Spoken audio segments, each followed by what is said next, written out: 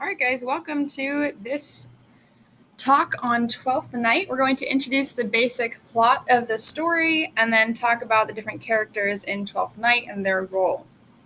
So, Twelfth Night is written by William Shakespeare.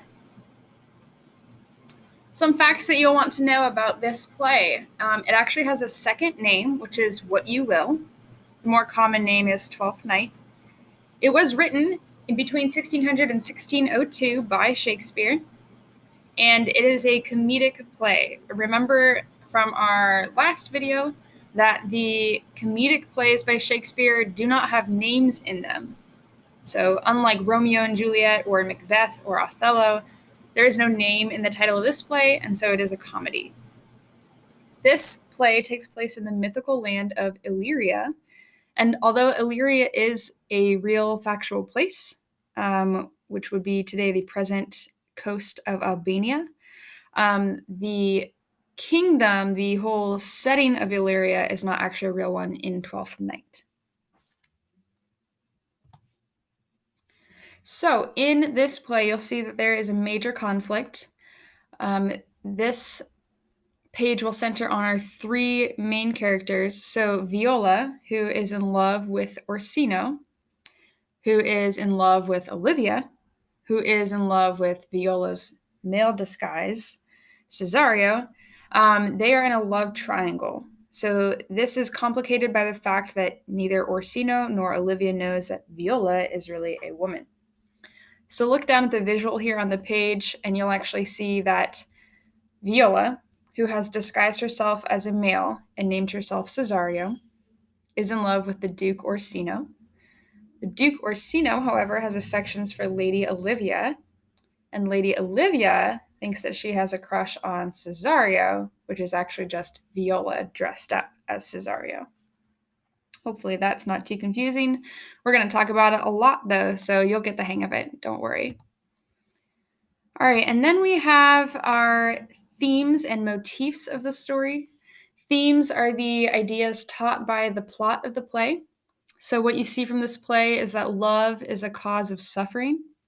You'll also see that there's an uncertainty of gender throughout the whole show. And it displays the folly of ambition. Folly is just an old-fashioned word for the foolishness or the inadequacy of something. And so they're saying ambition or the desires and the goal of moving forward. Sometimes it's foolish and doesn't work out like you planned it to. Motifs are simply like objects or items or actions that tend to keep popping up within the show or the story. And so what you'll see continuously reoccur in this show are things like letters, messages, and tokens. You'll also see the motif of madness. So several times people have what's described as madness. There are definitely disguises going on in this show and lots of mistaken identities, of course. All right, so now we'll just walk through the 11 characters. All right, so Viola is the protagonist of the story. She is a young woman of aristocratic birth. She is washed up on the shore of Illyria, where her ship is wrecked. And so she decides to make her own way in the world. So this is why she disguises herself. She starts calling herself Cesario, and she becomes a page or like a servant to the Duke Orsino. So a duke is somewhat of a higher position in society. And she ends up falling in love with him, even though Olivia, who is the woman that Orsino is courting, Olivia starts falling in love with Cesario. Again, it's Viola's disguised name. So Viola finds that her clever disguise has trapped her, right? She can't tell Orsino that she loves him, and she can't tell Olivia why she, as Cesario, cannot love Olivia. So her plight here is the central conflict in the play. Then you have Duke Orsino. So he is a powerful nobleman in the country of Illyria. Orsino is lovesick, and you'll see it's a little bit obsessive for the beautiful Lady Olivia. But he becomes more and more fond of his handsome new page boy, Cesario, who is actually Viola. And so you'll see that fondness start to grow. Orsino is the vehicle through which the play explores the absurdity of love. Okay, so he is a supreme egotist, meaning he thinks very highly of himself. But he mopes around complaining how heartsick he is over Olivia, but it's clear that he is chiefly in love with the idea of being in love. So he just wants to be in love because he thinks that it's a romantic and good way to be. So it's not actually necessarily that he loves Olivia, he just likes to feel in love. And he's making a spectacle of himself while he's doing that. So his attraction to the ostensibly male Cesario injects some ambiguity about his sexual orientation into his character. Then we have Olivia. So Olivia is the wealthy, beautiful, and noble Illyrian lady being courted by both Orsino and someone who works for her called Sir Andrew Aguecheek. But to each of them, she insists that she is not interested in them because she is mourning for her brother who recently died. And so part of the mourning process there is that she's not going to marry for 7 years. So she insists on giving that appropriate time to mourn for her dead brother. So she and Orsino are similar characters in that each seems to enjoy wallowing in their own misery. And then Viola arrives on the scene, and with this masculine guise as Cesario, somehow kind of entices and enables Olivia to break free of her melancholy mood. And so Olivia seems to have no difficulty transferring her affections from one love interest to the next, which suggests that her romantic feelings don't run very deep. She kind of just flirts and likes several different people. So maybe it's not that serious when she does show affection towards someone. All right, then there is Sebastian. So Sebastian, maybe you've noticed, looks very similar to the picture of Viola. Sebastian is Viola's lost twin brother. When he arrives in Illyria, which is the same place that Viola is in, he's traveling with his friend Antonio, who's also his protector. And Sebastian discovers that many people think that they know him. Furthermore, the beautiful lady Olivia, whom he has never met, wants to marry him. So that's confusing. Sebastian is not as well-rounded a character as his sister, and he seems to exist to take on the role that Viola fills while disguised as Cesario, namely the mate for Olivia. So you don't get to know Sebastian as much, but he basically is the object of affection for Olivia. All right, then there is this character called Fest the Fool. He is the comic relief in this show. Especially, this fits with Shakespeare's time period of writing. A fool like this was very common. So he's kind of like a clown figure of Olivia's household. So he moves between Olivia's and Orsino's homes, and he earns his living as the fool by making jokes. He sings songs.